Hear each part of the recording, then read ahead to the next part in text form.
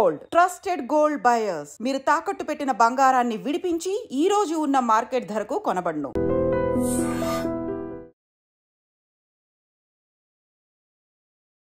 వి gold trusted gold buyers మీరు తాకట్టు పెట్టిన బంగారాన్ని విడిపించి ఈ రోజు ఉన్న మార్కెట్ ధరకు కొనబడును.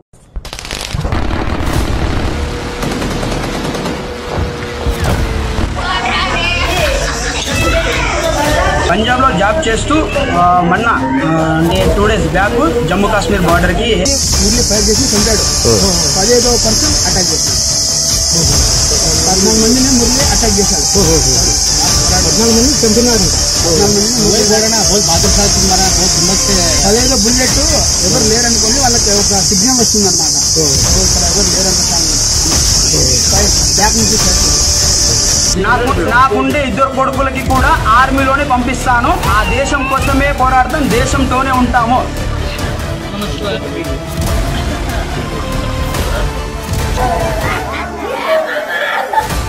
వీలైతే మోదీ సార్ గారికి రిక్వెస్ట్ చేస్తున్నాను 2 రోజుల్లోనే ఆ పాకిస్తాన్ మొత్తం సర్వనాశనం అయిపోవాలని నేను కోరుకుంటున్నాను.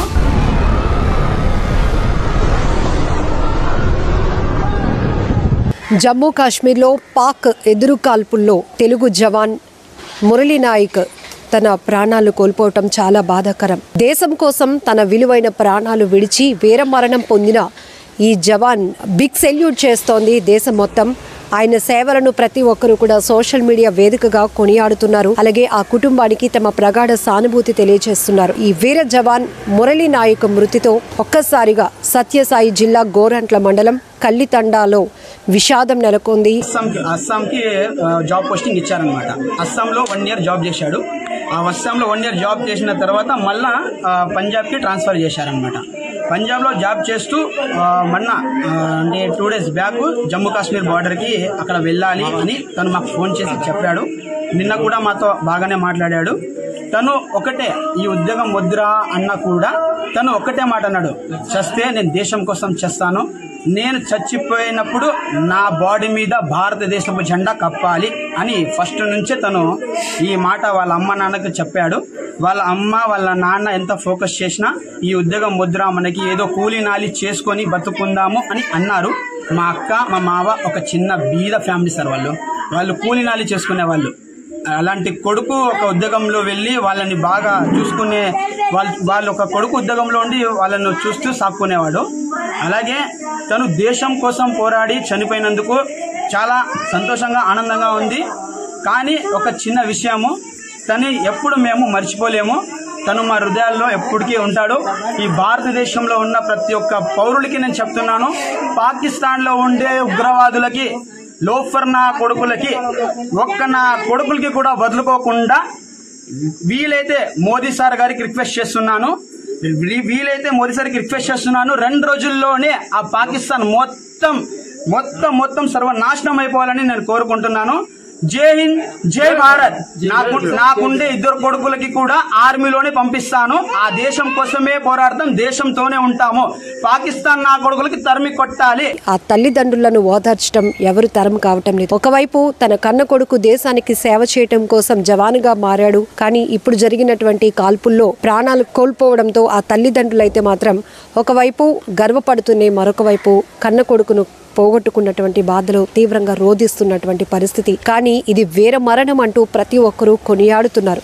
ఎందుకంటే మనం చూసాం పహల్గాం దాడి తర్వాత ఏదైతే ఉగ్ర స్థావరాలను టార్గెట్ చేసినటువంటి భారత సాయుధ దళాలు 9 స్థావరాలపై విరుచుకుపడి నేలమట్టం చేసిన తర్వాత పాక్ సైన్యం ఏదైతే ఉందో మళ్ళీ ఎదురు దాడికి తెగబడటం, దాన్ని వ్యూహాత్మకంగా చాలా ప్రతిష్టాత్మకంగా భారత సైన్యం తిప్పికొడుతోంది. ఎప్పటికప్పుడు కూడా వ్యూహ రచన చేస్తూ కేంద్రం ముందుకు అడుగులు వేస్తోంది, వాళ్ళని డైరెక్ట్ చేస్తోందని చెప్పొచ్చు. 2 వేరే నారీమణులను ముందు పెట్టి మొత్తం ఆపరేషన్ సింధూర్ నడిపించినటువంటి ప్రధాని మోదీకి ప్రతి ఒక్కరు కూడా జై కొడుతున్నటువంటి సందర్భాలు కూడా మనం చూస్తున్నాం.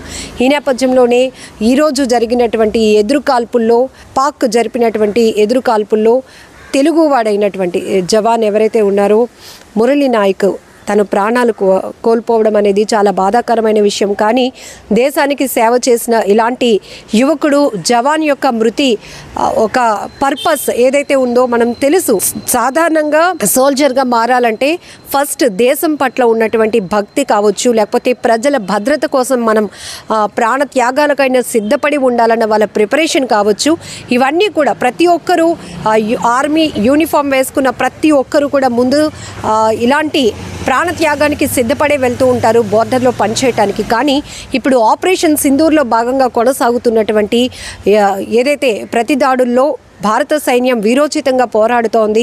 ఒక 2-3 రోజుల నుంచి కూడా మనం చూస్తూ ఉన్నాం. ఖచ్చితమైన ప్రతీకార చర్య అంటే ఇదే నిజమైన రివెంజ్. ఎందుకంటే పహల్గామ్ దాడిలో అమాయకమైనటువంటి టూరిస్టులను బలి తీసుకున్నటువంటి టెర్రరిస్టులకు గట్టిగా బుద్ధి చెప్తోంది మన సైన్యం అంటూ ప్రతి ఒక్కరూ మీడియా వేదికగా చేస్తున్నటువంటి వాళ్ళ ఒపీనియన్స్ షేర్ చేస్తున్నారు. ఈ నేపథ్యంలోనే ఇందులో కొంతమంది సివిలియన్స్ కూడా చనిపోతున్నారు. పాక్ జరుపుతున్నటువంటి కాల్పుల్లో కొంతమంది సైనికులను కూడా మనం కోల్పోతున్నాం. కానీ ఒక్కసారిగా తెలుగు రాష్ట్రాలకు సంబంధించి తెలుగు జవాన్ మురళీ నాయక్ ఈ కాల్పుల్లో మృతి చెందడంతో ఒకవైపు ఆ గ్రామంలో విషాదకరమైనటువంటి ఛాయలు అలుముకున్నాయి. మరొక వైపు ఆ కుటుంబం దేశానికి సేవ చేసినటువంటి ఒక వీర జవాన్ అందించింది అంటూ మరొక వైపు ప్రశంసలతో ప్రతి ఒక్కరూ కూడా ఘనమైన నివాళి అర్పిస్తూనే ఆయన సేవలను కొనియాడుతున్నటువంటి సందర్భాన్ని కూడా మనం చూస్తున్నాం. ఇప్పటికే ట్విట్టర్ వేదికగా వీర జవాన్ మృతికి సంబంధించి ప్రతి ఒక్కరు కూడా ఆయన సేవలను కొనియాడుతూనే ఆయన వీర మరణానికి సంబంధించి ఆ కుటుంబానికి ప్రగాఢమైన సానుభూతి కూడా తెలుపుతున్నారు. ఇక్కడ మనం ఒక్కసారి చూడొచ్చు ఈ వార్ సిచ్యువేషన్, అంటే వార్ అని అనలేము కానీ అఫీషియల్గా. సో పాకిస్తాన్ భారత్ మధ్య నెలకొన్నటువంటి ఈ ఉద్రిక్తతల పరిస్థితుల నేపథ్యంలో ప్రతి దాడులు ఏ స్థాయిలో జరుగుతున్నాయి. సో S-400A ఎంత వీరోచితంగా మనల్ని గెలిపించింది. విజయ సింధూరాన్ని భరతమాత నుదుట తిలకంగా అద్దినటువంటి సందర్భం చెప్పచ్చు. ఒక రకంగా చెప్పాలంటే విజయ సింధూరంతో భరతమాతను మనం అలంకరించుకున్నామని అయితే గర్వంగా చెప్పుకోవచ్చు. ఎందుకంటే పహల్గామ్ దాడి తర్వాత తమ భర్తల్ని కళ్ళెదుటే చంపేస్తే మమ్మల్ని కూడా చంపేయండి అని ఆ మహిళలు ప్రాధేయపడినా కూడా ఏమాత్రం మేము మనుషులమనే ఆలోచన కానీ ఏమి కనికరం లేకుండా క్రూరత్వంగా ప్రవర్తించినటువంటి ఆ ఉగ్రవాదులకు సరైన ధీటుగా సమాధానం ఇస్తోంది మన భారత సాయుధ దళాలు. ఈ నేపథ్యంలోనే ఇలాంటి కొంతమందిని కోల్పోయినటువంటి సిచ్యువేషన్ కూడా వస్తుంది. ఖచ్చితంగా వీటన్నిటికీ మనం కాస్త ఆత్మనిర్భరంతో అనుకోవచ్చు, లేకపోతే ఆత్మస్థైర్యంతో కొన్నిటిని మనం రిసీవ్ చేసుకోవడానికి కూడా ఉండాలి. కాకపోతే ఏంటంటే ఆ కుటుంబాల్లో మాత్రం తీవ్రమైనటువంటి విషాదం నెలకొంది. ఇప్పుడు భారత సైన్యం పట్ల ప్రతి ఒక్కరికి కూడా ఇంకా బలమైన గౌరవం ఏర్పడుతుంది. ఎందుకంటే ఇప్పటి వరకు కూడా మనం చూడొచ్చు ఈ ఆర్మ్డ్ ఫోర్స్లో పనిచేసిన వాళ్ళ పట్ల మనకి విపరీతమైన గౌరవం ఉంటుంది. కానీ ఈ ఎదురు కాల్పులు ఎంత భీకరమైన దాడులు జరుగుతున్నాయి. హై ఎక్విప్మెంట్తో కావచ్చు, హై టెక్నాలజీ వాడుతూ డ్రోన్లతో కూడా తెగబడుతోంది పాక్. అలాంటి సందర్భాలను కూడా మనం ఇంత ధీటుగా ఎదుర్కొంటున్నామంటే మనం సివిలియన్స్గా మనం ఇంత హ్యాపీయెస్ట్గా సేఫ్గా లైఫ్ లీడ్ చేస్తున్నామంటే బోర్డర్లో ప్రతి క్యాడర్ని ఇక్కడ మనం పొగడాలి. ఎందుకంటే ప్రతి క్యాడర్ సేవల్ని మనం గుర్తించాలి. సో లీడ్ చేసింది కొంతమంది అయినా కూడా ఈ పార్టిసిపేట్ చేసింది ఏదైతే మొత్తం మన భారతదేశ పౌరులకి ఎలాంటి నష్టం కలగకుండా వాళ్ళ ప్రాణాలకు భద్రత కల్పిస్తూ భరోసాగా నిలుస్తూ వీళ్ళు చేస్తున్నటువంటి ఈ వీరోచితమైనటువంటి సేవలు ఏవైతే ఉన్నాయో సైన్యం సేవలను మనందరం ఖచ్చితంగా స్మరించుకోవాల్సిందే. వాళ్ళకి బిగ్ సెల్యూట్ చేయాల్సిందే. ఎందుకంటే వాళ్ళు జవాన్లుగా పనిచేస్తూ ఎంత గర్వంగా ఫీల్ అవుతూ ఉంటారో అలాంటి జవాన్లు వీర మరణం పొందటానికైనా తాము సిద్ధంగా ఉన్నామంటూ ప్రతి దాడుల్లో పాల్గొంటున్నటువంటి వాళ్ళు కావచ్చు, ఇలాంటి సిచ్యువేషన్స్లో ముందు అడుగు వేస్తున్న వాళ్ళని కావచ్చు, వీళ్ళందరినీ కూడా మనం ఖచ్చితంగా కొనియాడి తీరాల్సిందే. ఎందుకంటే ఇది ఒక ఇన్స్పిరేషన్, భారతదేశ యువతకు ఒక ఇన్స్పిరేషన్. ఇప్పటికే సోషల్ మీడియాలో గత కొద్ది రోజులుగా చూస్తున్నాం సైనికులు కనీసం తినడానికి పొట్ట నింపుకునే పరిస్థితి కూడా లేకుండా వాళ్ళ చేతిలో ఏదైతే ఆ టీమ్ లీడర్ ఇస్తారో అదే ఫుడ్ని తింటూ అసలు కనీసం వాళ్ళు వాటర్ బాటిల్స్ కూడా క్యారీ చేయలేనటువంటి పరిస్థితిలో అక్కడక్కడ నీటి గుంటల దగ్గర నీళ్లు ఉంటే అవి అద్దుకొని ఆ వాటర్ డ్రాప్స్తో వాళ్ళ గొంతు తడుపుకుంటున్నటువంటి వీడియోలు చూస్తున్నాం. రాజస్థాన్లో బోర్డర్లో సర్వీస్ చేస్తున్న ఒక జవాన్ అయితే సోషల్ మీడియాలో తను ఒక పోస్ట్ కూడా పెట్టారు.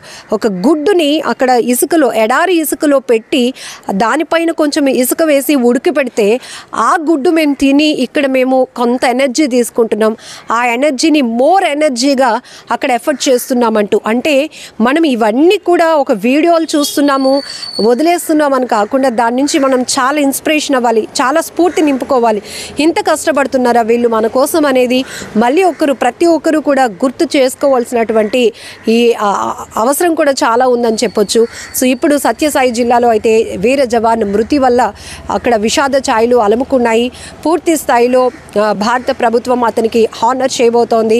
ఆ కుటుంబాన్ని కూడా ప్రతి ఒక్కరూ పొగుడుతున్నారు. ఎందుకు అని చెప్తే అక్కడ వాళ్ళు కొడుకును కోల్పోయిన దుఃఖంలో ఉన్నప్పటికీ కూడా ఇలాంటి సిచ్యువేషన్లో పాకిస్తాన్ జరుపుతున్నటువంటి కాల్పుల్లో తన ప్రాణాలు విడిచినటువంటి ఒక కన్న కొడుకుని దేశానికి అందించిన ఆ తల్లిదండ్రులను కూడా ప్రతి ఒక్కరు కొనియాడుతూ సెల్యూట్ చేస్తున్నారు. మొత్తం ఇక్కడ వీర జవాన్ మురళీ నాయక్ గారికే కాదు, ఆ కుటుంబానికి కూడా మనం సెల్యూట్ చేయాల్సిందే.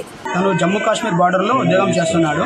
తనకు మొదటిగా ఉద్యోగం వచ్చినప్పుడు నాసిక్లో తను ట్రైనింగ్ తీసుకున్నాడు 6 months. నాసిక్లో ట్రైనింగ్ అయిన తర్వాత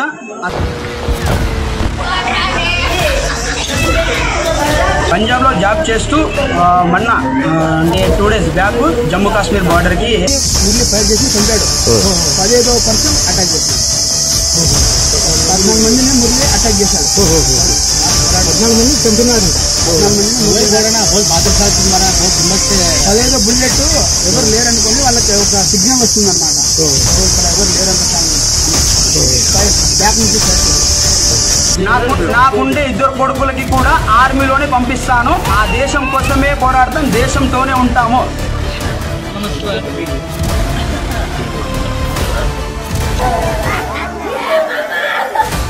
వీలైతే మోదీ సార్ గారికి రిక్వెస్ట్ చేస్తున్నాను, 2 రోజుల్లోనే ఆ పాకిస్తాన్ మొత్తం సర్వనాశనం అయిపోవాలని నేను కోరుకుంటున్నాను.